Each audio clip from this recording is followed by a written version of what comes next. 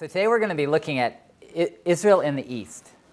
And one of the things that people don't think about when you talk about ancient Israel is the fact that ancient Israel doesn't even really line up with the most ambitious borders of modern Israel. And this is maybe a good thing.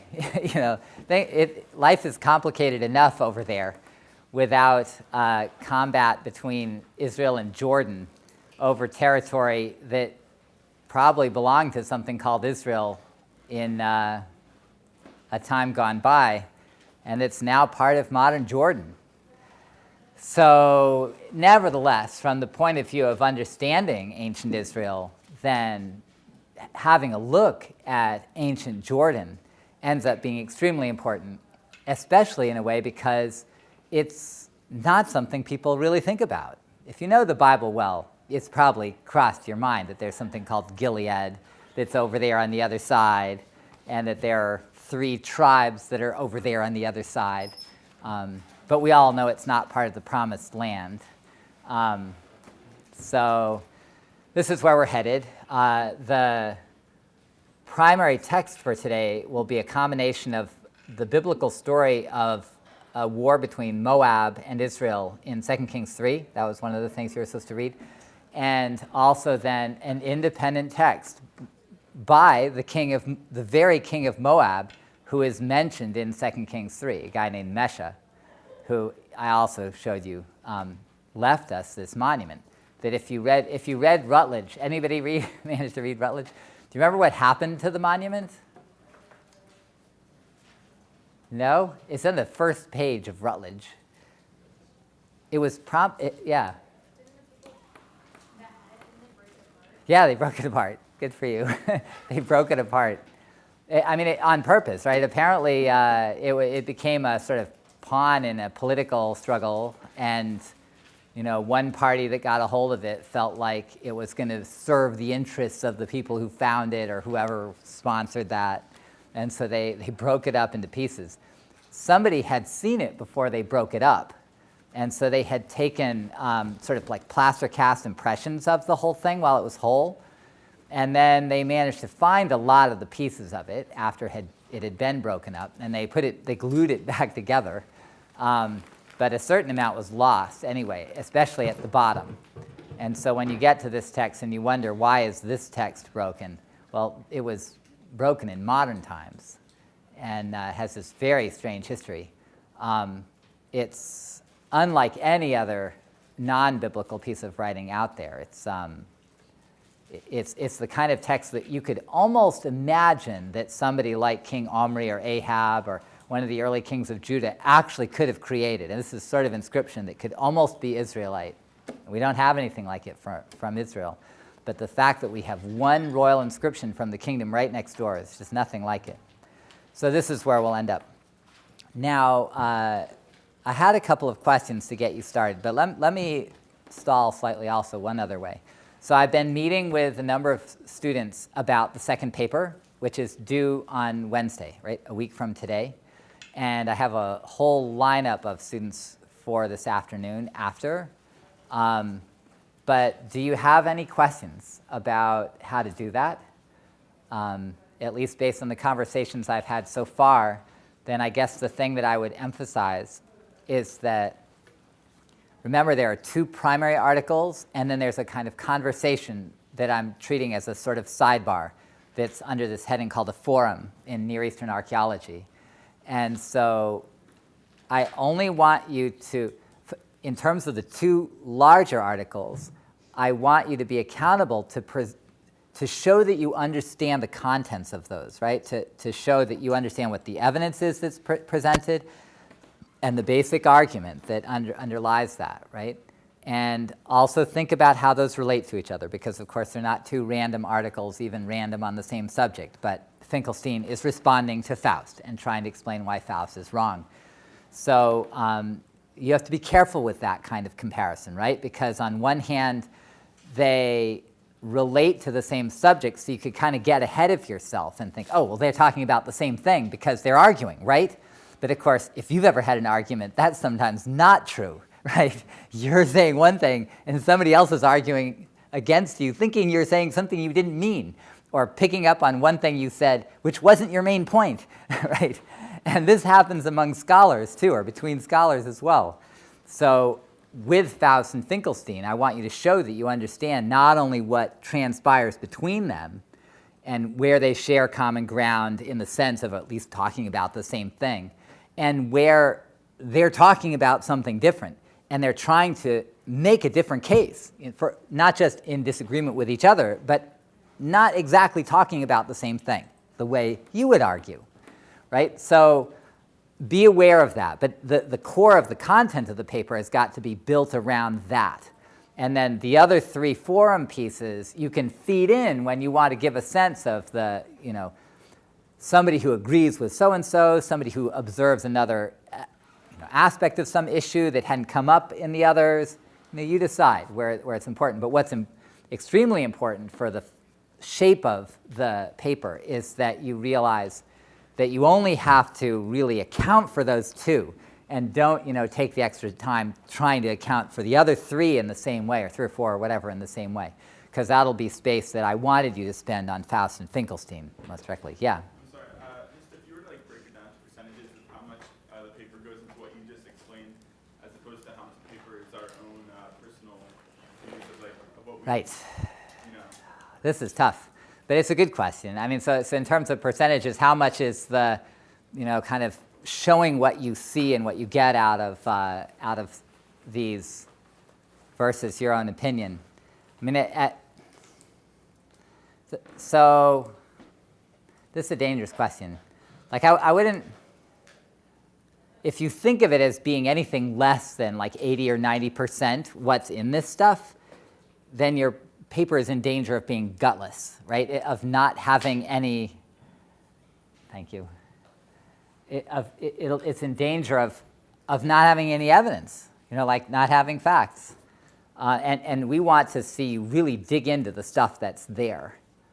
But I guess at the same time, if I say, okay, you only have to have 10 or 20% of your own opinions or your own interpretation or your own sense of things, then you'll think you're writing some kind of book report that you just, give me this fact. So this is one of these non-zero-sum game type things where the best papers will actually not be capable of answering the question you just gave me, right? Where it'll be that your choice of the facts that you present and the perspectives you stick out there from each side will be building your own case. Right? So in the end, I want you to tell me, in particular, I told you, what you think from Faust survives, right? So Faust puts an idea up there, like target practice, and Finkelstein has an hour to shoot at it, right? And then the question is, how much of what he shot just missed, and how much really hit the target? And in the end, what is left? First of all, of Faust's evidence, and second of all, of his kind of reconstruction of an interpretation of history. In answering that question, you're going to have to choose what details from Faust matter, what details from Finkelstein matter. And so with the best papers, I'm going to be seeing your mind, your opinion, your interpretation in those choices. I refuse to take you any further with it, okay? But what I'm saying is that if you think of it as 50-50, and you confine your presentation of specific facts and evidence and argument to 50% of the paper, and you use the other 50% just to ruminate, then it won't come out well, right? So, but, yeah. So I mean, in terms of your sense of things, if you think, he's saying he wants more of me than I thought maybe he did, that's good, right? I do, right? I want, overall, in everything you write for me, believe it or not, I am, maybe this is part of the message that, you're starting to get over the course, right, is I want to know what you think. More than anything, I want to know what you think. The problem is, I want what you think to be based on evidence and on interaction with other people. And so just as for the whole course, right, there's 3 big papers, right? And the first one was just you and the evidence. This is the one where you interact with other people, And then the final paper is meant to be both. But of course, there's evidence in this one too. But in all of them, what I want most is actually to see you be creative, to see you really think through a problem. But at the same time, if I just stick that out there, then what can happen is that you can feel like I'm just kind of turning you loose. What's your reaction? I want you to make an argument from evidence. And so, yeah. So if thinking 50-50 helps you make sure you realize, I really want to hear what you think, good. But if it makes you think, oh, I only have to talk about evidence for half the paper, then that's not so good. Sound all right? Okay, so this is the basic picture, right? And the key thing is for you to figure out what is the actual evidence Faust presents and what is the actual evidence that Finkelstein presents. Right? So when he argues against Faust, where is he arguing actual evidence? And it's not to say then that the ideas aren't also important, but when you're looking for what survives in Faust, it's going to survive, first of all, as evidence. And so you need to know whether Finkelstein said Faust is wrong about the evidence. Like what he says he sees cannot be seen. Or is he saying, oh yeah, no problem with the evidence. He's just wrong in what he thinks it means. You hear the difference between those two statements, right? So this is really important because, if Faust is right about the evidence, even some of the evidence, then there is something historical out there to investigate. Yeah. Would you only like us to leave the facts that we use are ones that we think that there's still something left of Faust or it's misunderstood from Faust, or do you also want us to use examples or facts that you believe are completely knocked Faust out of the picture? Yeah, I would do both because I think that's going to be part of if you heard that, right? So do we just focus on the things that survive from Faust or include the points that maybe Finkelstein made that hit home, where Finkelstein's got something that you think is right, that he actually, first of all, maybe removed certain evidence that Faust proposes and you think, no, that doesn't hold now. And then second of all, I do also want to know about the interpretations. And so if Faust has certain interpretations and in the end you think that Finkelstein has undercut some of those, then I want to know about those as well. But in terms of the reasoning of your paper, realize that the evidence comes first, that even if every single interpretation Faust had, Finkelstein may have destroyed, if the entire body of Faust's evidence was still alive and standing, then this is extremely important, right? That he's really seen something that's worth seeing. And it would be almost odd that Finkelstein could have been so effective in ruining Faust's interpretation if Faust is right about all the evidence. So a lot, as you work this out, this is going to be where the action is, right? And in order to show what Finkelstein has done successfully, then this is where I want you to be careful. Don't just say, oh, he's got a great idea about this and this kind of theoretical perspective or interpretive perspective. But I want to know where Finkelstein has undermined Faust's evidence, has said that he's wrong about facts as well. And so make sure whatever you conclude about bigger picture things, about history, about that debate, that you're grounded in the evidence. And that the core answer to my question for the paper, what survives from Faust, it's going to start from the evidence. It's not going to start from interpretation. Then go from there. Any other question? All right, so I'll be meeting with some of you, and I know you've met with Mari and Aaron and Zandy.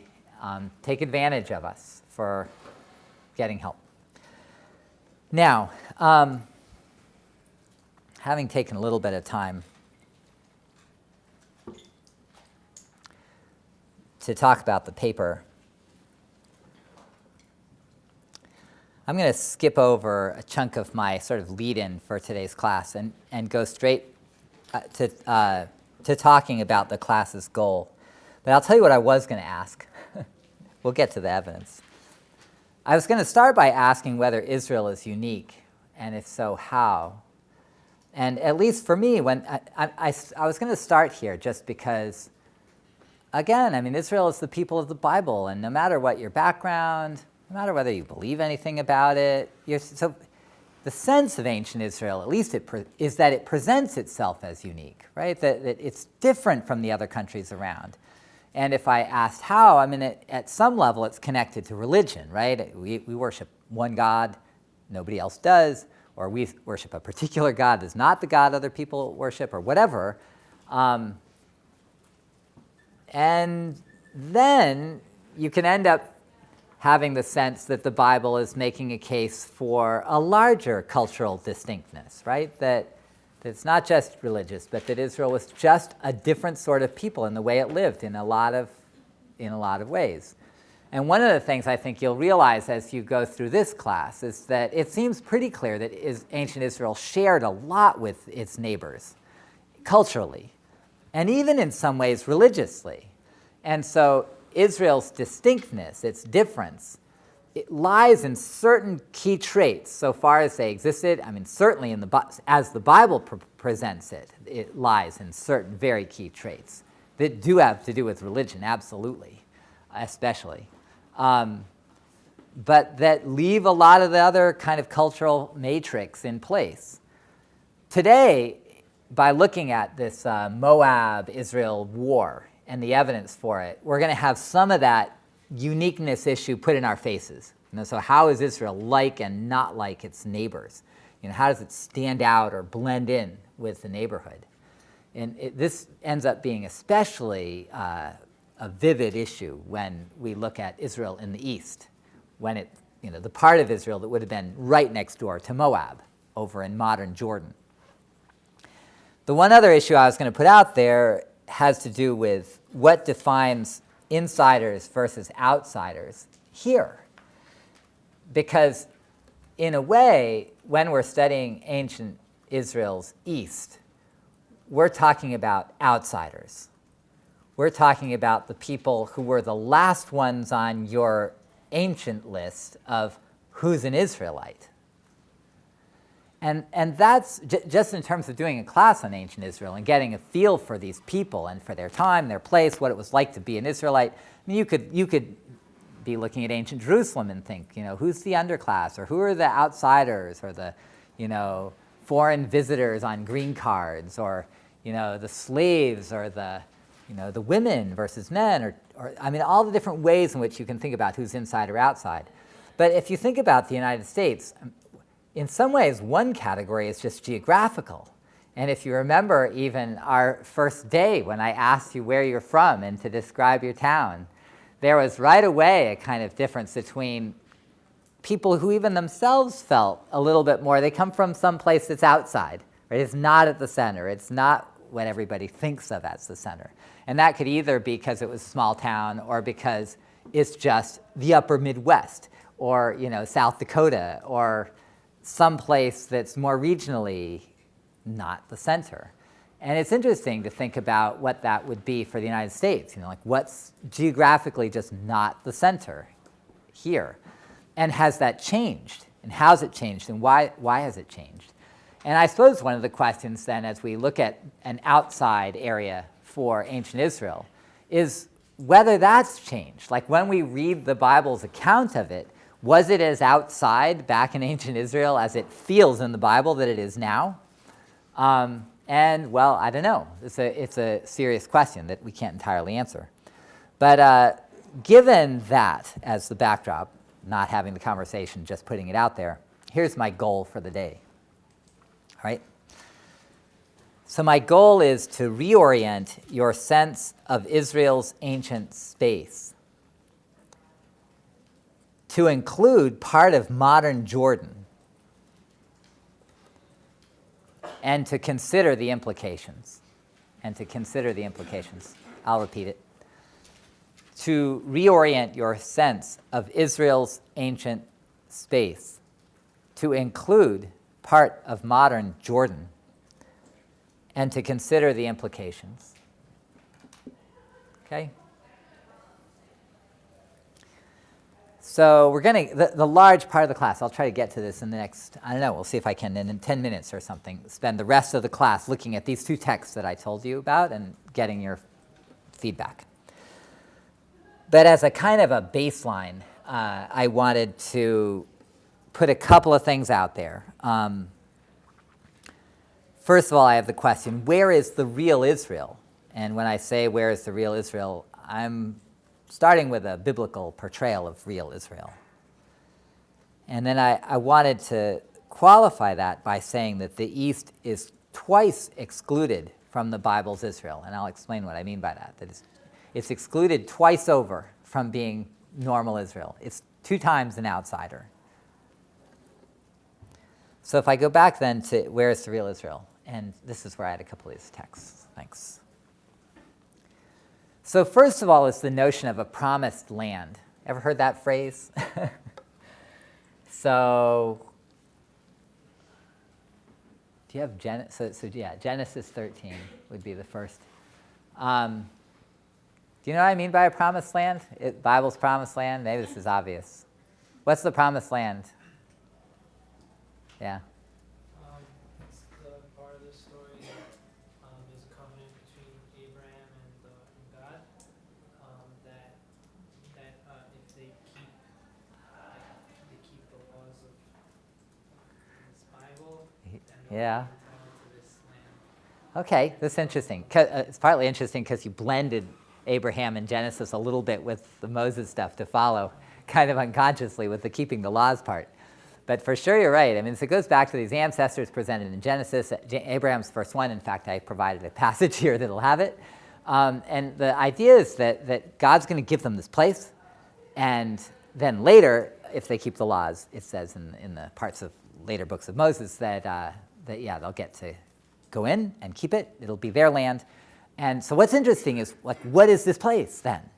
And of course, funny thing is, it's only in the West, right? The promised land is in the West, and I'm going to kind of walk you through this, right? So this is early story of Abraham. Abraham is introduced in Genesis chapter 12.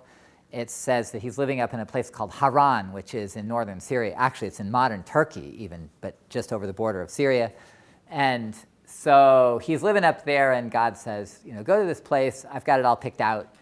Don't worry, it will all be good, but you have to do it. And so off he goes with his nephew Lot.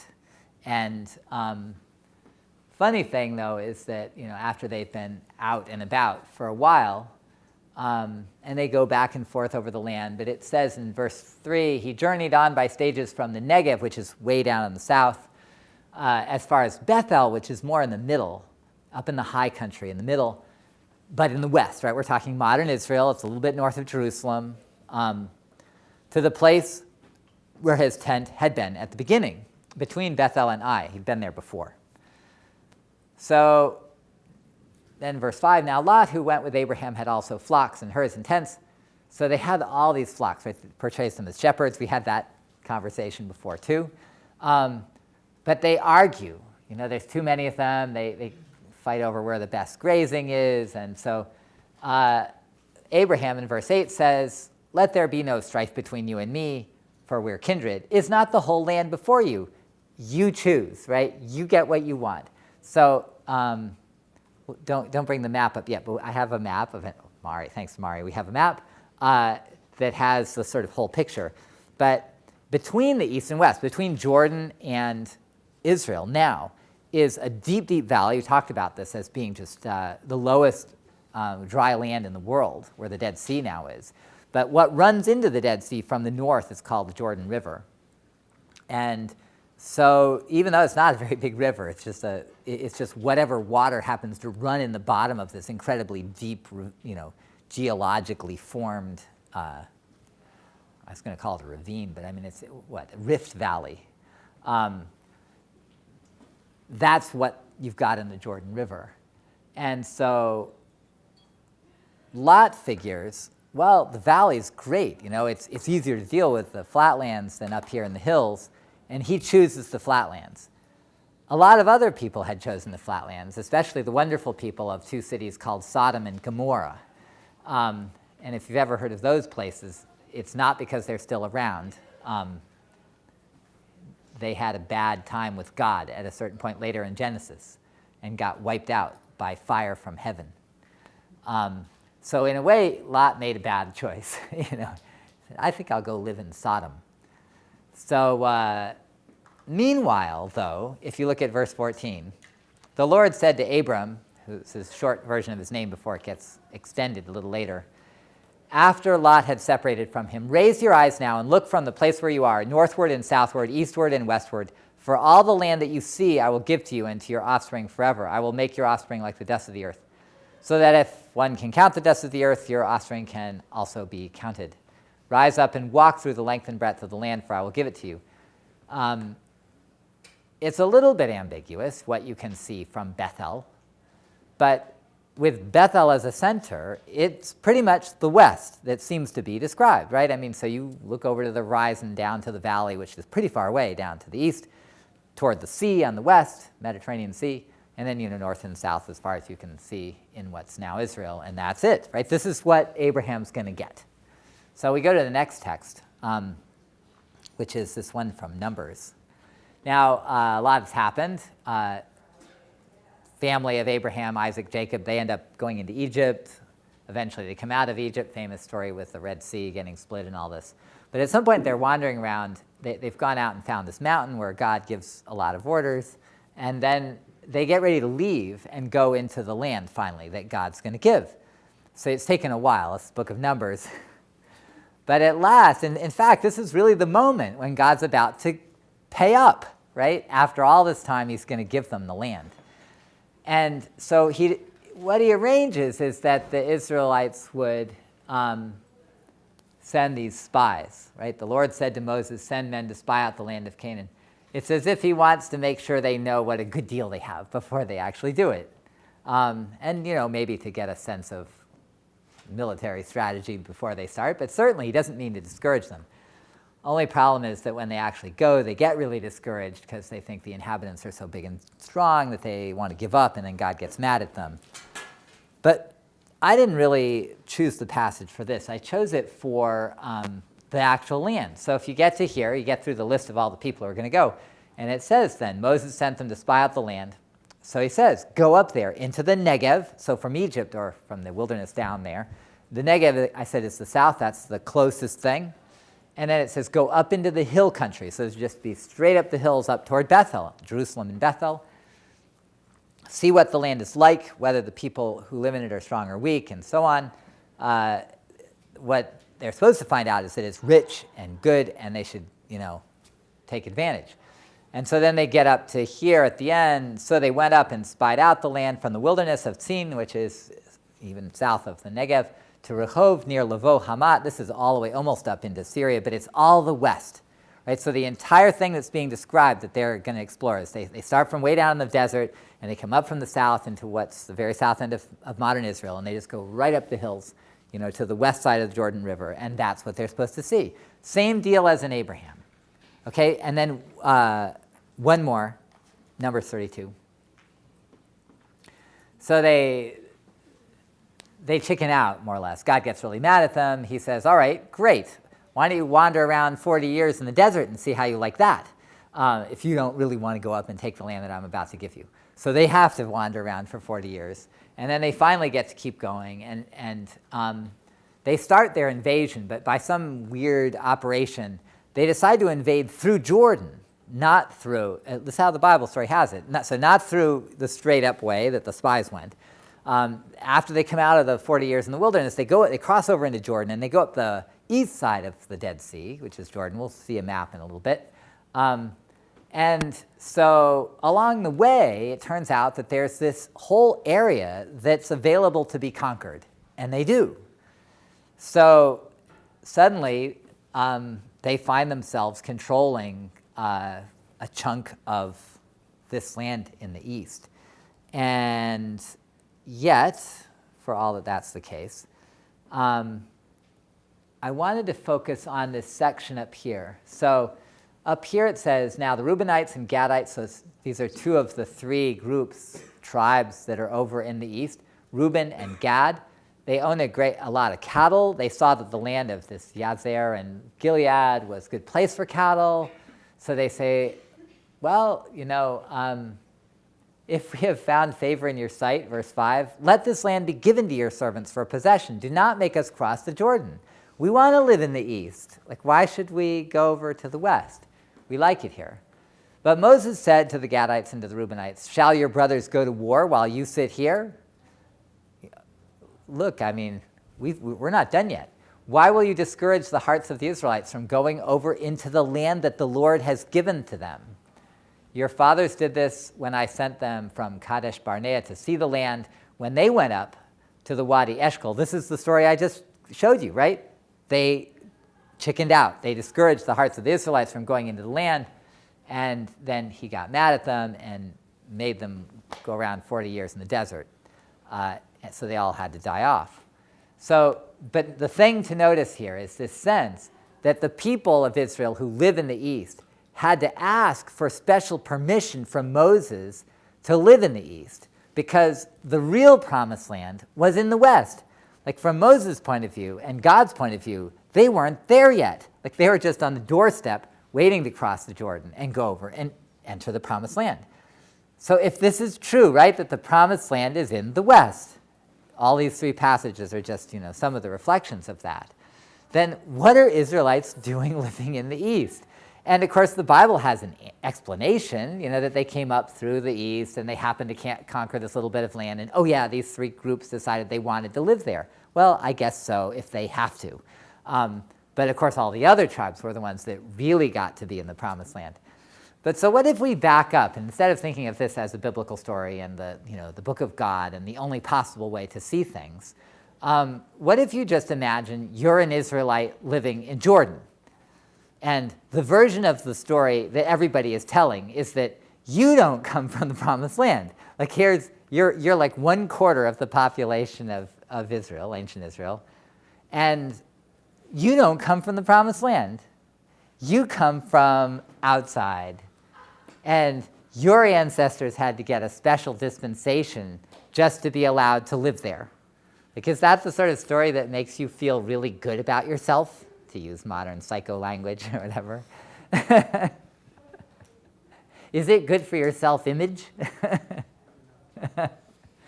So, think about that, right? That when you're looking at the Israelites of the East, which is the topic of today, you are looking at the part of ancient Israel that in the Bible's version of things was treated as a set of second-class citizens. The basic fact of being from Israel and Jordan is that you're not really part of the core Israel. And in fact, in terms of ancient Israel, it's almost the part of ancient Israel that's forgotten, even in modern times, and not really treated as all that central. The funny thing is that in spite of this kind of second-class status and the notion that it's not the promised land, if you read all the Bible stories, the East is really important. And I'll give you 4 names. So save the best for last in a way. First is Elijah, Elijah, not writing, Elijah. Famous prophet, comes from the east, comes from Gilead, comes from Jordan. Second one is Jephthah, and Jephthah, Jephthah. But we met him before. He was one of the judges. He was a pretty important judge, of the sort of major ones. Deborah, Gideon, Jephthah, Samson. Jephthah's from Gilead. He's from Jordan, again, over in the east. Okay? He's the one judge who kind of represents that. Third figure, might not be that famous to you, but in fact, pretty major figure in the Bible story of Kings. His name is Jehu, or Yehu, Jehu, Jehu. And there are 2 major kind of royal families that managed to rule Israel in the later part of its existence from the capital of Samaria. And Jehu's the second one. And there's this whole story in 2 Kings 9 and 10 about Jehu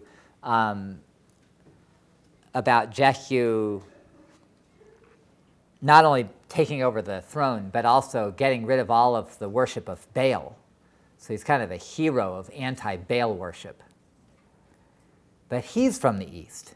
He has to come over to the west to capture the throne. The last one is Moses. Now here's why Moses belongs on the list. Now, I mean, Moses is said to have been born in Egypt. So I'm not talking about where this is just biblical story, not talking about where he's born. But if you think about his story, Moses, you could say, is the Joshua of the East. So just as the book of Joshua describes Israel taking the promised land, that's the West. Like Joshua never does anything in the East. But before Joshua ever got to be Joshua, Moses got to conquer the East. So that little battle that led to these three groups, Reuben, Gad, and Manasseh is the third one, that was led by Moses. Like, who needs Joshua when you got Moses to lead the battle, right? And then where does Moses die? Well, the story says, he wasn't allowed to enter the promised land. Well, okay, that's because the Bible doesn't like the East. But he died in Israel. Moses died in Israel, just eastern Israel. And the very last chapter of the book of Deuteronomy says that Moses died and was buried before they could cross over the Jordan, and nobody knows where his grave is. But that land that they're sitting in is land that became Israel, part of Israel, tribe of Reuben. So, if you're from the east, you got Moses. Never mind, Elijah and these other guys. So, in the Bible's picture, if you take it sort of detail by detail, you get these hints that the East was not always such an outsider place. Even Moses is remembered to have conquered the East with Israel and to have died and been buried there. Moses never needed to go west, if you look at it from an Eastern point of view. Like, who needs the West? Let's just stay over here in this great land of the East. All right, so this is the biblical picture of the East. That you've got a promised land that says it's not you, right? It's not this, and yet there is a tradition. Now, the reason I say that the East is twice excluded from the Bible's Israel is to say that, first of all, the Bible belongs to the people of Judah, which is the southern of the two kingdoms ultimately, and the name that becomes the name Judaism, Jewish. All of those are all derived from the name of the kingdom of Judah. The Bible is finally Judah's.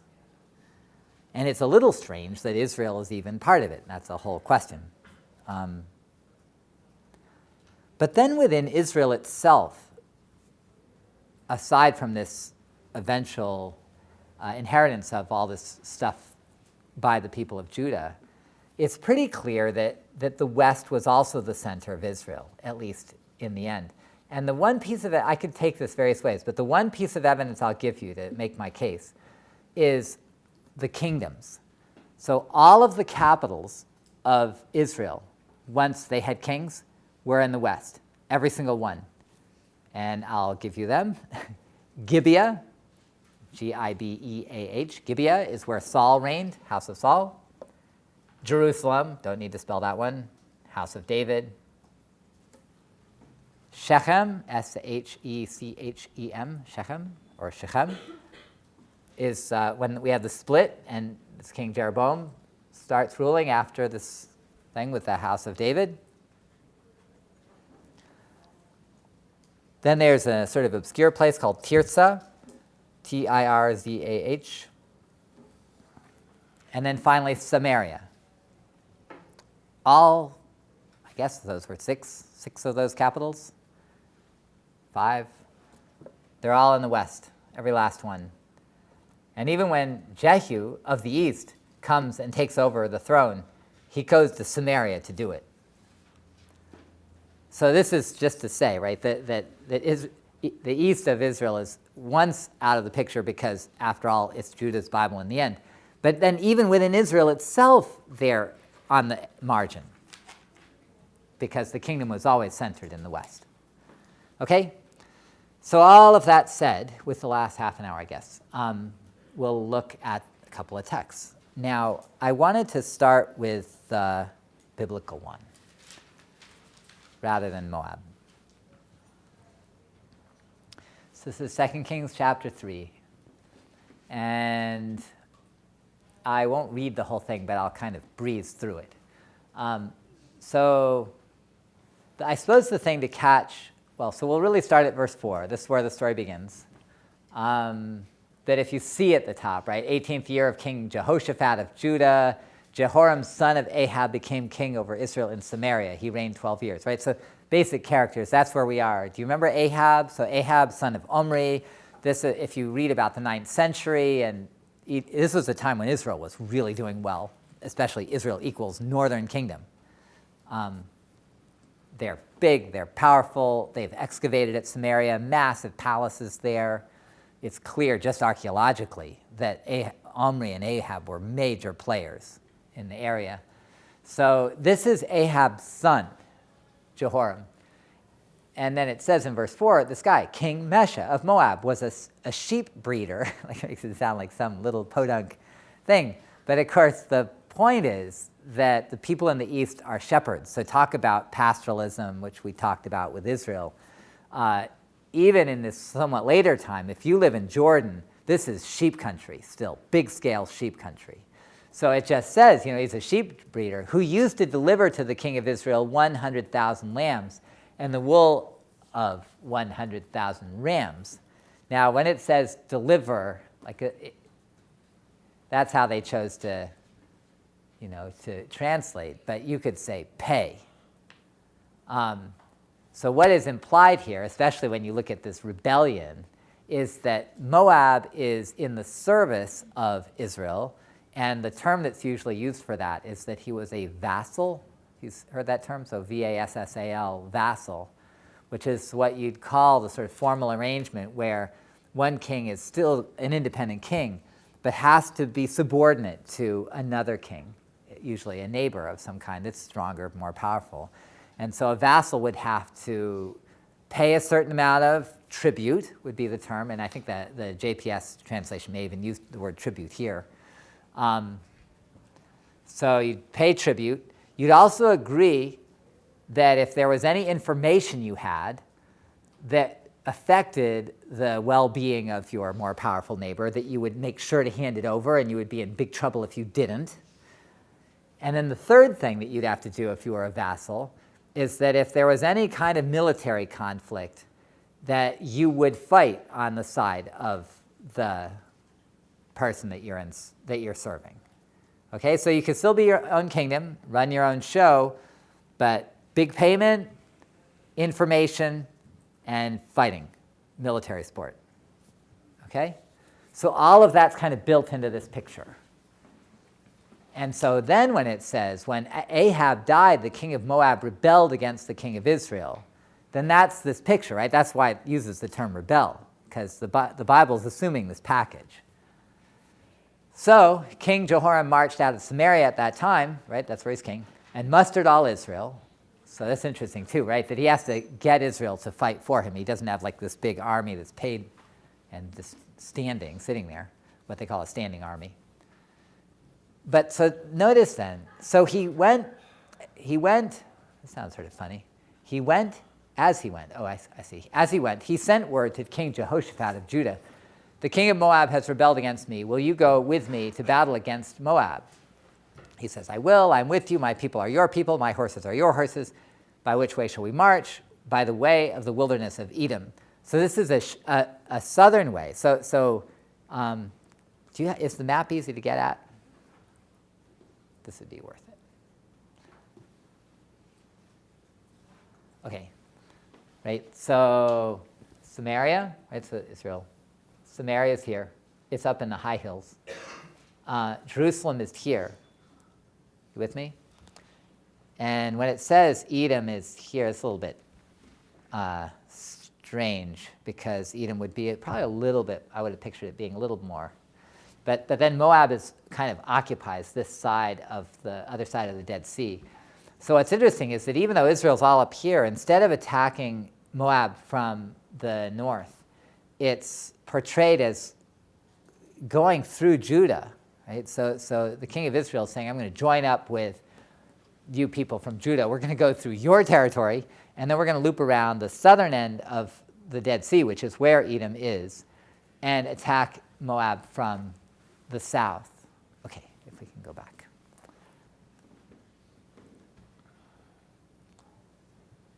So there they go, by the way of the wilderness of Edom.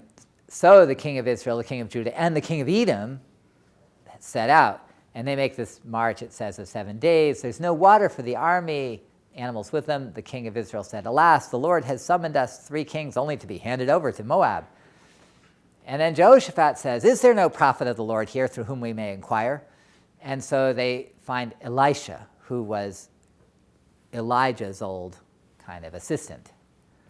And so Jehoshaphat says, the word of the Lord, Yahweh, is with him. So the king of Israel and Jehoshaphat and the king of Edom went to the guy, and Elisha says, what's your problem here?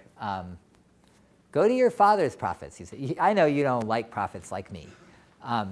But the king of Israel said, no, it is Yahweh who has summoned us, 3 kings, only to be handed over to Moab. We think we're in big trouble. So Elisha says, as Yahweh of hosts lives, whom I serve, were it not that I have regard for King Jehoshaphat of Judah, I would give you neither a look nor a glance. But get me a musician. Got to sing when you're going to prophesy. So the musician plays, and the power of Yahweh comes over him. And he says, thus says Yahweh, I will make this wadi full of pools. For thus says Yahweh, you shall see neither wind nor rain, but the wadi shall be filled with water, so that you shall drink, you, your cattle, and your animals. This is only a trifle in the sight of Yahweh, for he will also hand Moab over to you. You shall conquer every fortified city and every choice city, right? Everything's going to be great. So then it says, the next day, time of mourning, suddenly waters everywhere. What do you expect? I mean, Yahweh says it's going to happen. So then, when the Moabites heard that the kings had come to fight against them, right? So then they all come out to battle, but they see all this water, and with the sun shining on it and reflecting, they think it's red.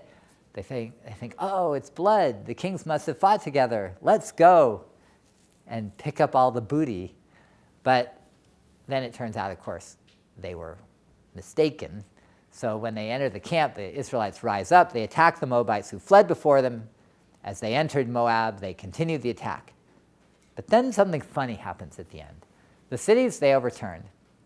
On every good piece of land, everyone threw a stone. Sort of strange, until every spring of water they stopped up, every good tree they felled. Only at Kir Hareset, which on the map was kind of southern Moab, did the stone walls remain until the slingers surrounded and attacked it. When the king of Moab saw that the battle was going against him, he took with him 700 swordsmen to break through, tried to get through, and they couldn't. And then in this one last line, then he took his firstborn son, who was to succeed him, and offered him as a burnt offering on the wall. Horrible, right? And great wrath came upon Israel, not Moab. So they withdrew from him and returned to their own land. Pretty strange, huh? So here we go. This is where I'm going to start. I want to start with religion. So what's the religious picture here? Like, we've got 2 parts of the page here. Why don't you back us up, and we'll start at the top. So start with verse 4. So what do you learn about religion? Anything that you remembered or that you see. What do you learn about religion?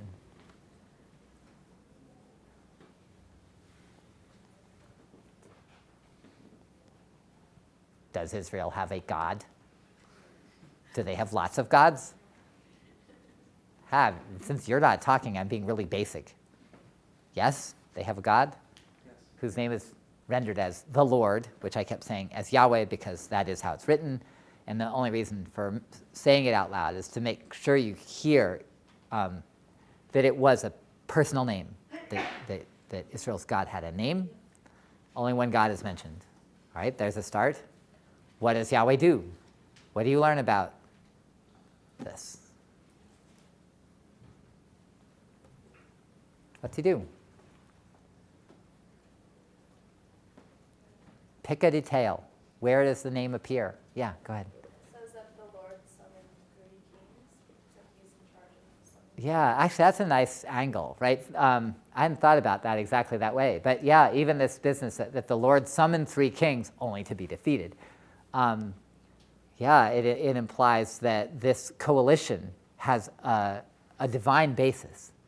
And even that's intriguing because Edom's included in that. That even with this group that's not part of Israel or Judah, that it's Yahweh who's given credit for doing that. So he's the one that runs it. And what is he running? He's running a battle. Right? So when there's a military conflict, the God, Yahweh, takes responsibility, at least as portrayed here, for putting it together, right? What else? Yeah. It's clear they rely really heavily on prophets to speak. Okay, so there's a prophet.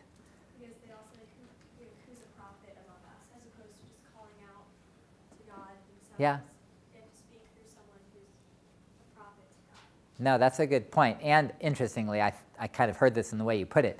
You know, there's this whole thing where Elisha says, look, you got your own prophets. I know you don't really like me. I think if it weren't for the king of Judah here, whom I respect, then I wouldn't even talk to you.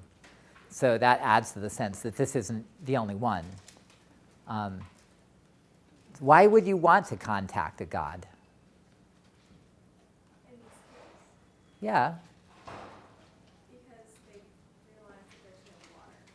And that Okay. they think that they're kind of, they've walked into Moab's territory and they're going to get killed. Yeah. Because they're not prepared for Okay, so that's interesting, right? I mean, at some level, yeah, because there is no water. And at another level, because to kind of put what the two of you said together, they know that they're going to get clobbered if they don't have their God on their side, right? And what is the implication of having no water, too? You know, I'll spell out my reaction at least, right? Which is that it's implied that they feel that the God that they thought was in their favor is maybe against them, right? Because they don't have this basic provision. They seem like they're going to go down. And they thought that the God had called them to battle, and yet reality seems to be showing that the God is against them. And the whole thing is going to play out by whether the God is there to fight for them, right? So just notice all of these elements in the religious part. Notice that they have a particular God. If they're going to win, it's going to be by this God. And of course, the prophet says they're going to win finally, right? So he says they're going to win. The God is going to provide the victory. If they lose, it's actually going to be because their own God doesn't support them, right? That's what the whole water thing is really about. You got us out here, and then you're going to give us up. And then you notice the prophecy. And then the last interesting religious picture, of course, is this business of the other guys, Moab, the enemy, using human sacrifice. And we'll come back to this because it's both appalling and fascinating. It's really unexpected to me, at least, what happens with this human sacrifice. So, next stage. Can you help me build a kind of neutral picture of what happened according to the biblical story? So when I say neutral picture, I mean, don't just tell me God defeated the Moabites. That's okay. No, that's what the Bible said. But if you were just an historian trying to figure out what happened, I have the Bible as evidence. That's all I have. Maybe I don't have any other piece of evidence. I only have the Bible. What happened that you could kind of confirm, at least in theory, with archaeology or something? What happened? What is just portrayed as having happened? Give me the basics. Okay. Well, a great deal of Moabites are killed, but you wouldn't notice any influx of people because at the end the Israelites leave. So Okay. there's no change of land, but I guess you would notice a Okay. smaller population. So this is focusing on one thing, like right off at the end. A lot of Moabites get killed, but at the end, Israelites leave. Somebody else, if you back up from what she said, what did she just assume? Which is fine, it's okay for you to assume, but there's more that happened behind what you said, before what you said, and that you kind of take for granted. So somebody, what else? Basic information. Where? How, where and how? Like, where's the battle? Yeah. Yes. Where else could it be? I mean, you're absolutely right. It's in Moab, and I said sort of southern Moab, which is interesting, right? But it happens in Moab. But when I say it could happen in Israel, if you were in the book of Judges and there was a war between Moab and Israel, it would have happened in Israel.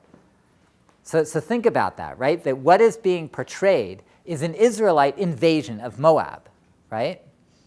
Not a Moabite invasion of Israel. So if you're just trying to figure out what does the Bible say happened here, that at one level in terms of a battle, it's what's being portrayed is that, as I said, the Moabites are vassals of Israel, that Israel dominates them. Moab's still a separate kingdom, but Israel dominates them. Moab decides they're going to rebel, and at least in part it appears they're going to rebel by not paying, right? Because that's the way the story begins, is this massive number of sheep and wool, all this wool. So Moab refuses to pay. And so Israel goes on a kind of punitive expedition to attack them in their own land. And then they wipe out all these places, it says cities. They do it from the south. And then they get up to this place called Kir Hareset, which is pretty far south in Moab. And they lay siege. And the Moabites do this kind of crazy thing with human sacrifice of the king's own son. And the Israelites leave. Now, if we go down to that last line, just the last thing to pick up, and then I'll add a couple of comments and we'll go to the other text. So it says, he took his firstborn son and offered him as a burnt offering on the wall, and great wrath came upon Israel. So they withdrew from him and returned to their own land. Do you have any idea what that means? Great wrath came upon Israel. What do they mean? It doesn't say God was angry at them. I mean, and why would he be? They didn't do anything. They just were there. It's the Moabite king who did this horrible thing, you could say. Somebody have an... Yeah, go ahead. Maybe they left because they were so disgusted with his act that they said, like, fine, you can live. I know. I mean, it's a fair thing to say. I mean, because you'd think it's crazy, right? I mean, they could... But still, if you think realistically, like, look, if you're disgusted, go kill the guy, right? Don't just leave. That's why you went here. Go ahead. It seems the Moabite king was calling to his own God, and that God supposedly put wrath upon Israel. So, I mean, that's religiously, that's what seems to be the case, although it's interesting that they don't name a god. But at least in the framework, it seems like whatever, like something happened that resulted in Israel having to pull back. They don't name a God anywhere else in the Bible. They do occasionally, but you're right, it's rare. In fact, Kamosh, the god of Moab, is named in the Bible, but it's a rare thing.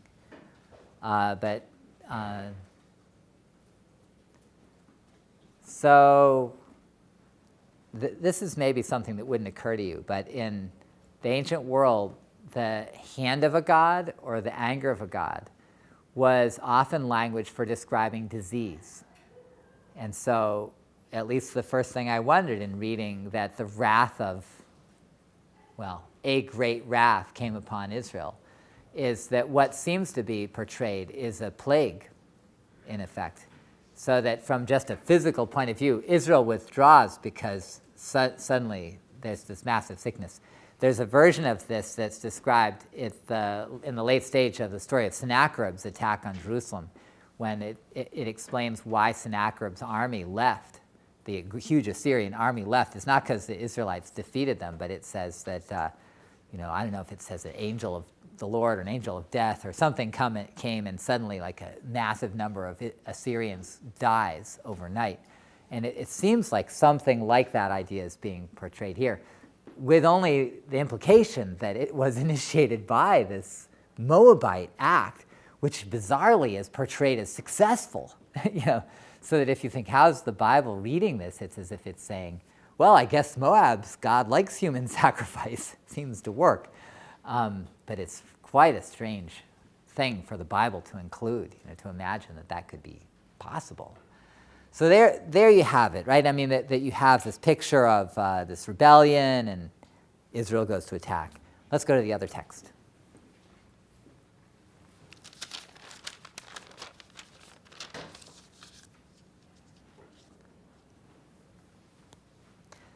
Just by the by, one other detail I see in my notes as I turn them over to notice, when Israel asks Jehoshaphat, the king of Judah, to fight with them, and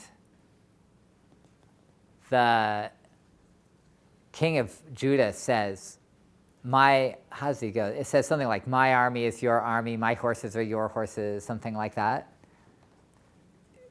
One possibility is that Judah is also a vassal of Israel, that what's being portrayed here is that Israel is really running the show, and when one vassal rebels, then the king of Israel goes to two other vassals, the king of Judah and the king of Edom, and says, okay, join me.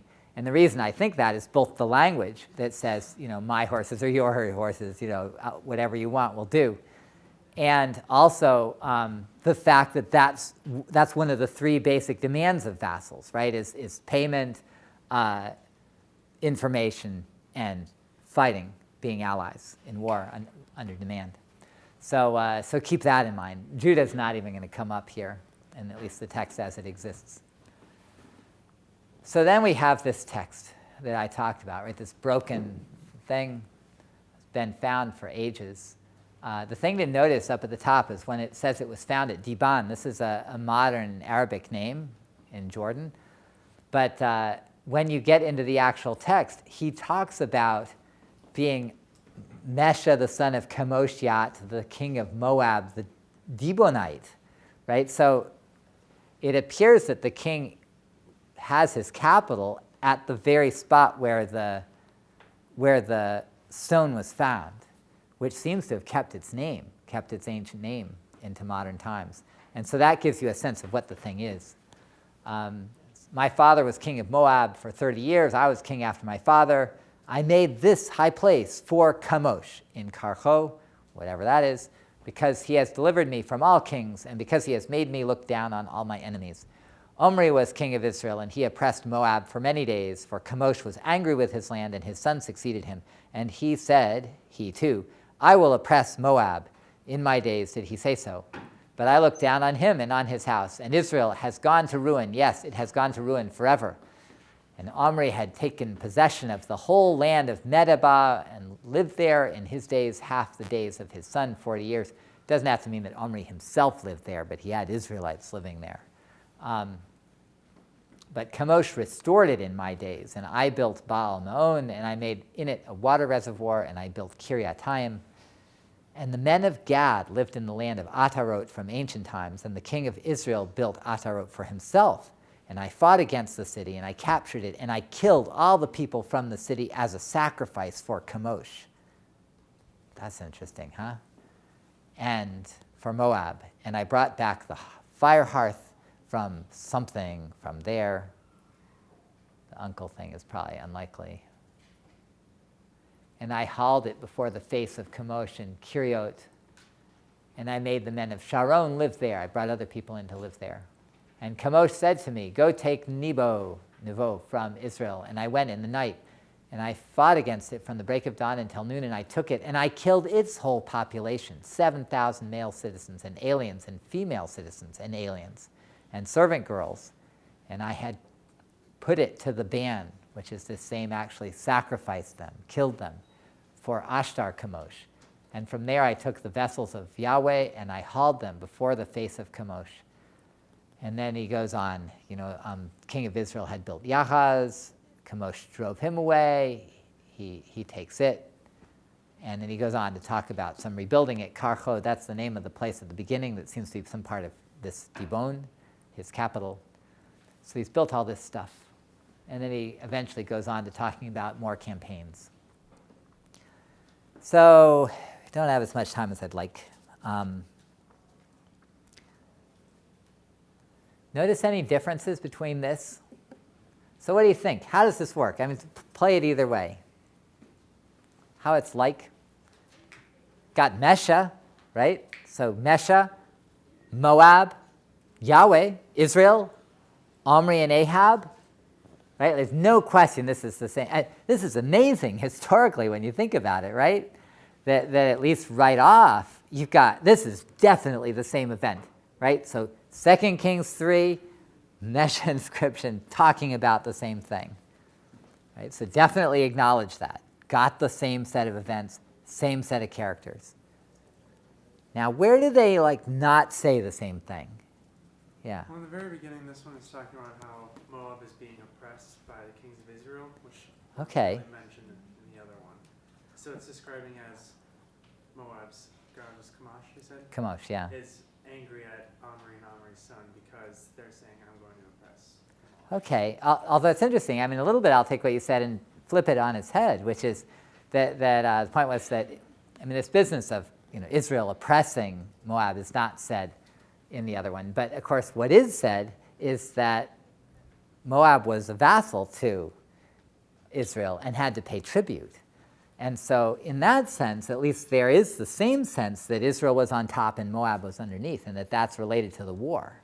So then it's like the same thing being described differently. From both sides, right? From a Moabite side, it doesn't look the same. But so on that one, actually, that'd be a pretty good line of continuity. So you get a sense, okay, that sounds historical. Israel's running Moab. So push it. And what else do you see, though? What is not such a fit? Yeah. That Moab killed 7,000, Israelites. Yeah, in one place, and in another place they kill a bunch of other people. Right, and it was not even a battle, it was very successful. Yeah. So, of course, they win all these battles. They take land that had not been theirs before. The Bible has nothing to do with all of that. Let's go to the map. Just again, I wanted you to see something.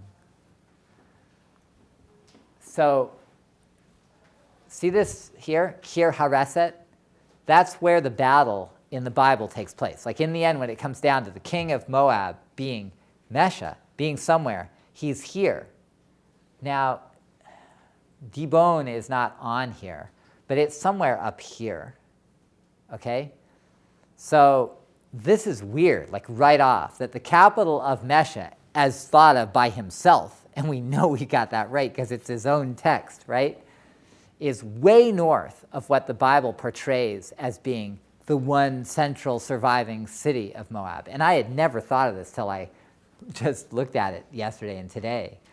But given that the whole biblical story has them go through Judah and around the south end and attack this Kir Hareset and then be turned back there, then if you think, like all of the places described, all this, I didn't have a map that has all the names. They're all up here, like between where my fingers are, up in the northern part. All of these areas, like the area of Gad, would have been up here.